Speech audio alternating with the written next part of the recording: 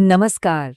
तो भारत का नया केंद्रीय बजट आ गया है और जाहिर है सबसे बड़ा सवाल यही है कि देश के करोड़ों किसानों के लिए इसमें क्या खास है।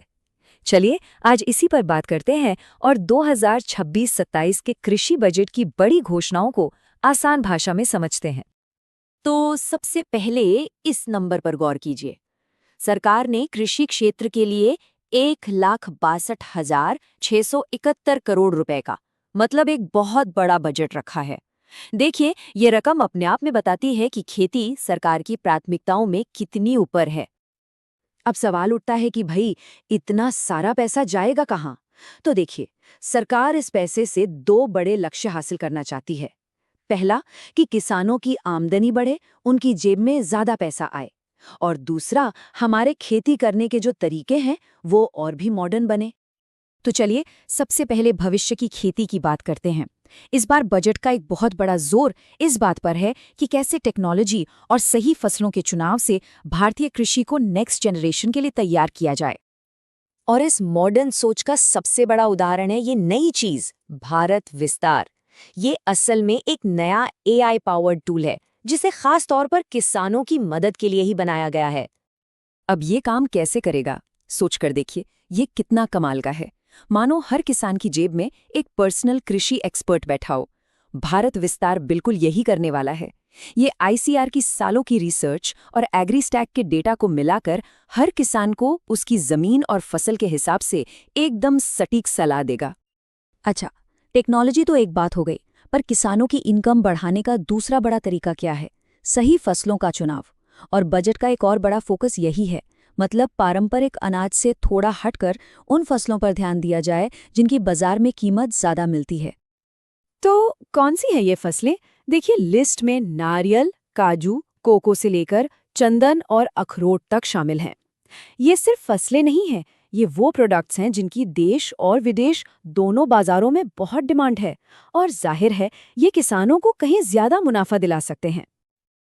और इस सोच को काजू का उदाहरण बहुत अच्छे से समझाता है। सरकार सिर्फ काजू उगाने पर ही नहीं, बल्कि उसे एक प्रीमियम ब्रांड बनाकर एक्सपोर्ट करने पर भी जोर दे रही है।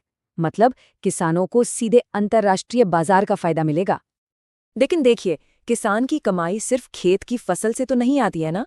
इसीलिए बजट में खेती से जुड़े दूसरे सेक्टर्स जैसे कि पशुपालन और मछली पालन के लिए भी खास इंतजाम किए गए हैं।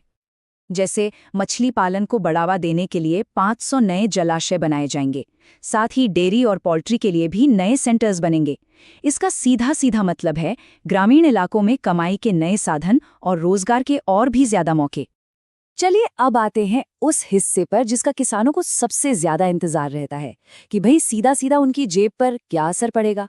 तो अब हम PM किसान योजना और दूसरी फाइनेंशियल राहतों पर नजर डालेंगे। तो अब बात सीधी जेब पर असर की। देखिए, PM किसान योजना के तहत जो रकम मिलती है उसे लेकर काफी उम्मीदें थीं, लेकिन इस बजट में इसमें कोई बदलाव नहीं किया गया है। ये राशि पहले की तरह ही सालाना 6,000 रुपए ही रहेगी। हालांकि राशि तो नहीं बढ़ी, लेकिन अगली किश्त कब आएगी इस पर एक अपडेट जरूर है। बताया गया है कि 2,000 रुपए की जो 22वीं किश्त है वो होली से ठीक पहले यानी 4 मार्च 2026 तक किसानों के खातों में आ सकती है। तो कुल मिलाकर तस्वीर क्या बनती है? देखिए, एक तरफ PM किसान जैसी जो डायरेक्ट कैश वाली स्कीम है उसे वैसा ही रखा गया है, लेकिन दूसरी तरफ सरकार ने सहकारी समितियों को टैक्स में छूट देकर और गहरे समुद्र में मछली पकड़ने को ड्यूटी फ्री करके इनडायरेक्ट तरीके से मदद के कुछ नए रास्ते भी खोले हैं। और आखिर में एक बहुत जरूरी सवाल। देखिए, ये तो था केंद्र सरकार का बजट, लेकिन खेती राज्यों का भी विषय है। ऐसे में ये जानना भी बहुत जरूरी हो जाता है कि अलग-अलग राज्य सरकारें अपने लेवल पर किसानों के लिए क्या अतिरिक्त योजनाएं चला रही हैं, इस पर भी विचार करना चाहिए।